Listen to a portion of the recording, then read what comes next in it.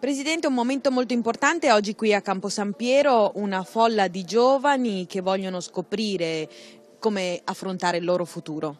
Sì, è stata una giornata splendida, spero che per i ragazzi rimanga un po' nella loro memoria questa sollecitazione forte da grandi personalità che hanno stimolato entusiasmo, voglia di fare e soprattutto voglia anche di mettersi in gioco fino in fondo. Ecco, credo che per i giovani, per i ragazzi abbiano capito che il futuro non è triste, non è così buio, non è nero, ma ci sono delle grandi prospettive.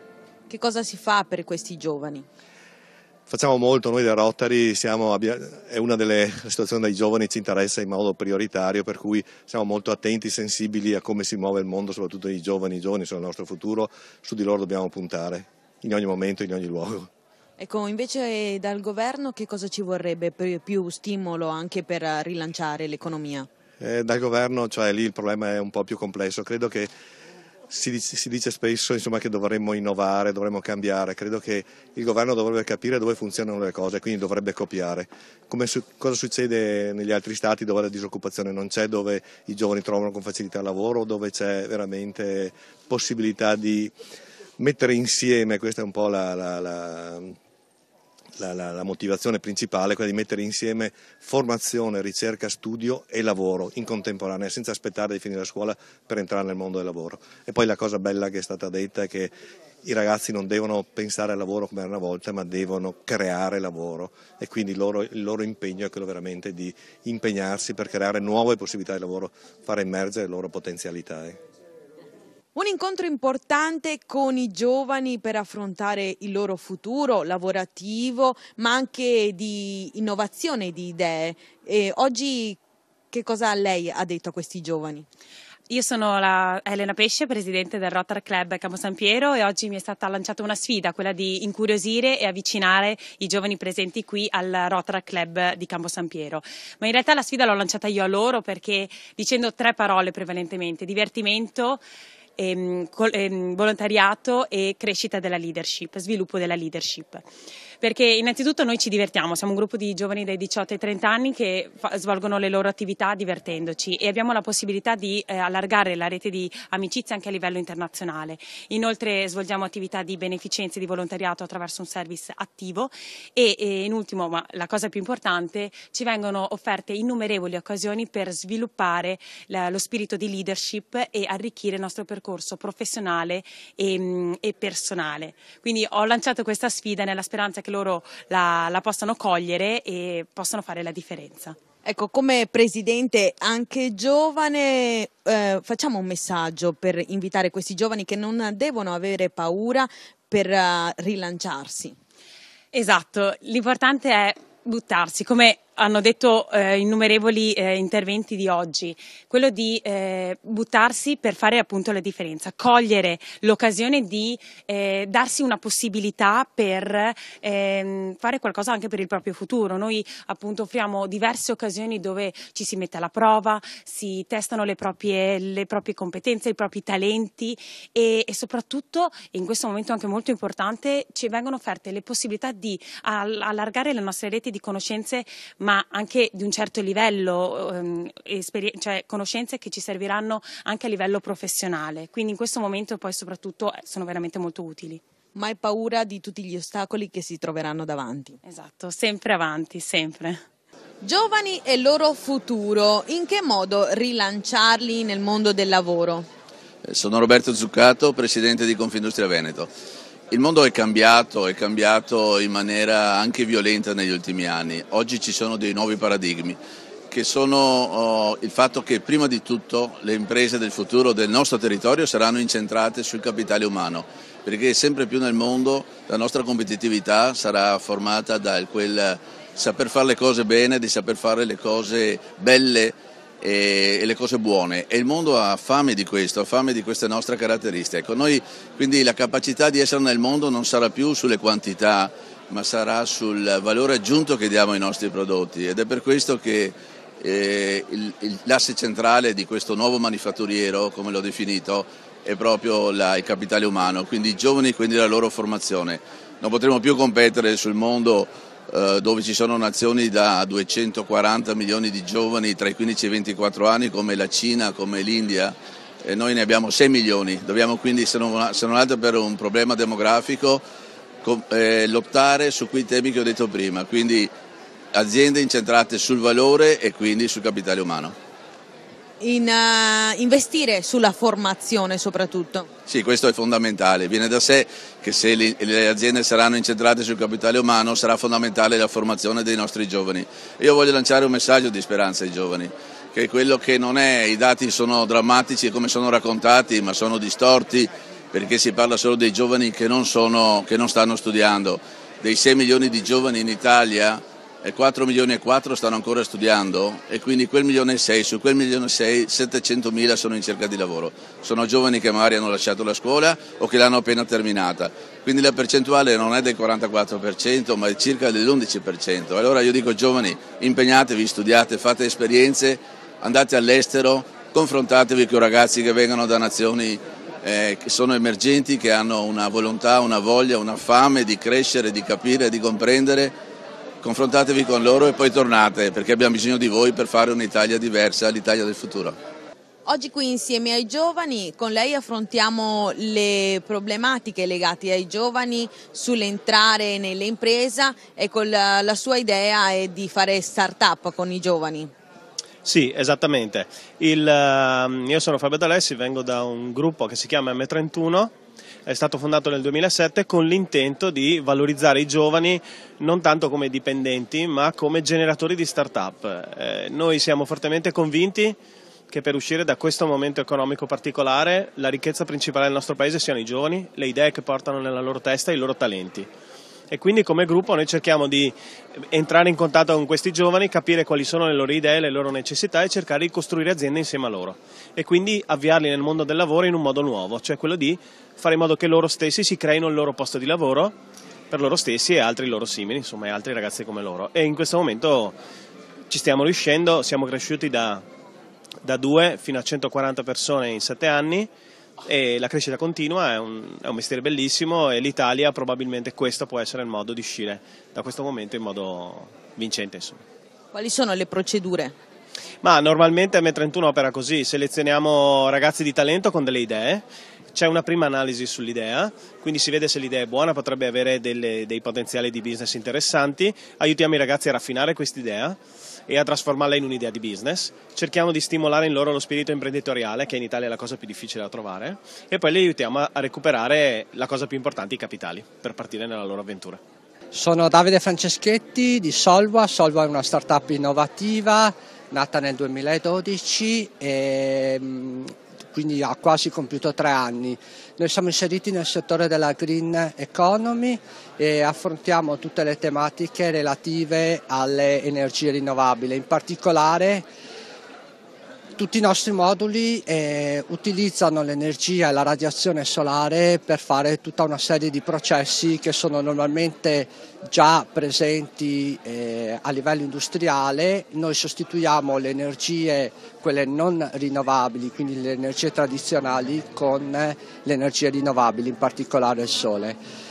Oggi, a parte ringraziare per l'organizzazione e per l'invito, presenterò il percorso, questa storia che ci ha visto nascere nel 2012 e continuare a crescere e a svilupparci anche nei territori internazionali fino ad oggi.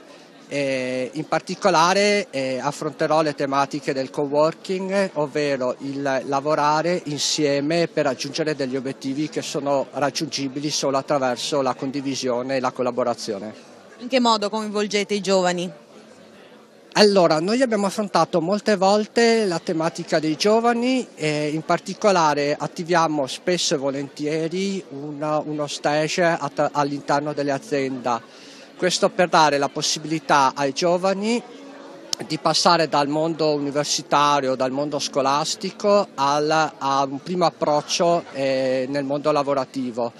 In particolare a Vicenza e a Mestre, dove noi siamo presenti con i nostri uffici, quindi le scuole o Ca' Foscari piuttosto che lo UAV di Venezia. Invece a Vicenza collaboriamo con la Camera di Commercio per l'attivazione di stage all'interno dell'azienda. Sfide e prospettive per i giovani imprenditori. Che ruolo ha l'Università di Venezia? L'Università di Venezia, ma in generale tutte le università italiane hanno un ruolo molto importante nell'aiutare i giovani a passare una fase di transizione che noi chiamiamo crisi, ma in realtà è una fase di cambiamento strutturale in cui bisogna cercare di creare nuovi lavori e nuova occupazione. E questo si può fare soltanto con il talento, la formazione, l'innovazione e quindi attraverso un percorso universitario diverso da quelli del passato, disegnato rispetto ai nuovi mestieri, ma sicuramente molto utile e molto importante per chi vuole oggi affrontare delle sfide sul mercato del lavoro che richiedono competenze e senza le competenze diventa molto più difficile trovare o creare un lavoro. L'università deve rinnovarsi per dare ai ragazzi di oggi gli strumenti per inserirsi in un mercato del lavoro sempre più competitivo e sempre più internazionale.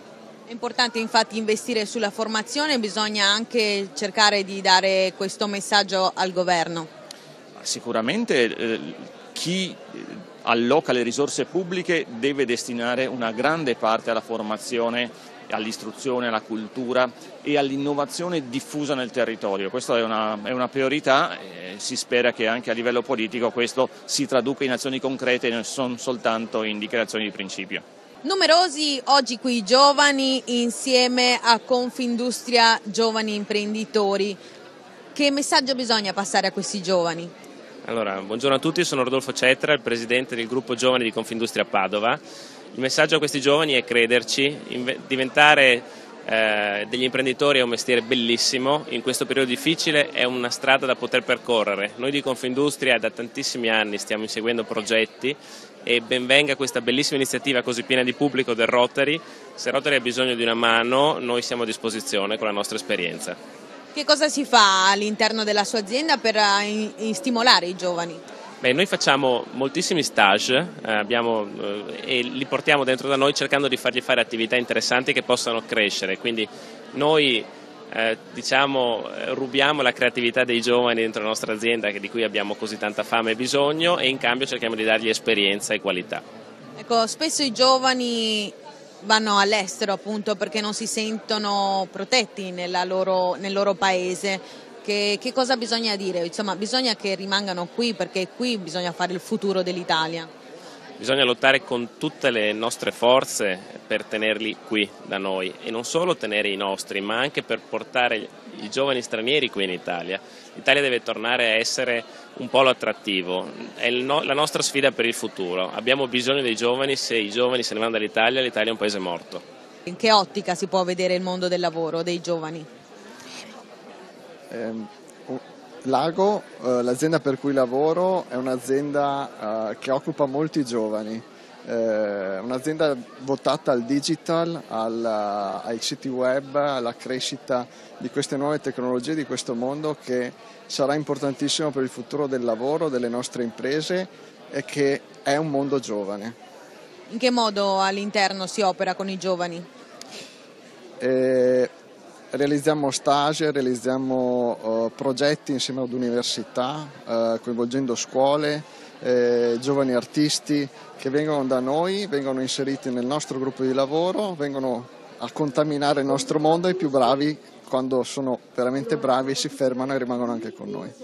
Marino Zorzato, una giornata importante con numerosi giovani che vogliono saperne di più sul loro futuro e in che modo investire lavorativamente. Bello vedere 500 ragazzi delle scuole superiori che in qualche modo provocano da un lato, ascoltano dall'altro e si confrontano con la politica, con l'industria, con il mondo della formazione. Credo che sia ora che la scuola in qualche modo esca e che chi ha responsabilità parli con la scuola. D'altra parte parliamo sempre di giovani, di occupazione che non c'è, di prospettiva, ma chi meglio di loro ci può stimolare? E allora oggi abbiamo parlato di banda larga, di agenda digitale, di wifi libero, parliamo di impresa, di rapporto del giovane col mondo. E se il nostro Veneto è stato grande per la forza dei nostri artigiani, dei nostri commercianti, della piccola impresa, oggi quel modello straordinario va ancora bene se diventa nuovo. Cioè se pensa alle nuove forme di impresa, alle nuove aggregazioni, se pensa alla banda larga, se pensa in qualche modo al cloud, se pensa al Fab Lab, se pensa in qualche maniera moderno. E allora chi meglio dei giovani può far pensare moderno e nuovo al mondo dell'impresa. Ecco questa contaminazione straordinaria, questa bellissima giornata. Ecco, la Regione Veneto in che modo investe su queste cose?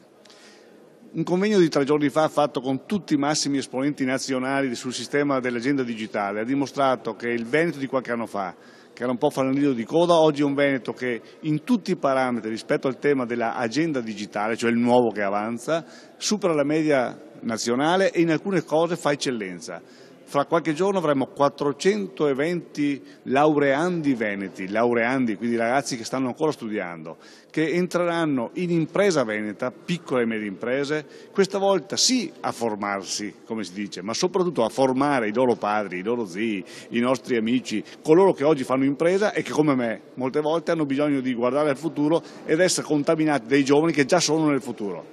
C'è bisogno di tenerli in Italia però, perché questa è la problematica che sta sorgendo sempre più spesso, che i ragazzi se ne vanno all'estero. C'è bisogno che abbiano le competenze per far sì che anche in Italia si possa fare impresa. Non basta fare impresa, bisogna farla moderna, ormai si guarda il mondo, l'export è importantissimo, il turismo attrae in qualche modo capitali e persone, dobbiamo essere innovatori, nuovi, far sì che l'Italia torni a essere interessante, e lo è già, ma soprattutto che loro stessi trovino le opportunità per creare imprese in Italia. Noi non dobbiamo pensare di far noi l'impresa, ma dare a questi giovani straordinari il modo, l'opportunità, gli strumenti per fare l'impresa che guarda il mondo in Italia.